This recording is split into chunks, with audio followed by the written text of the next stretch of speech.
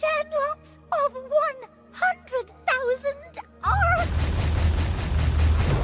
1,000,000!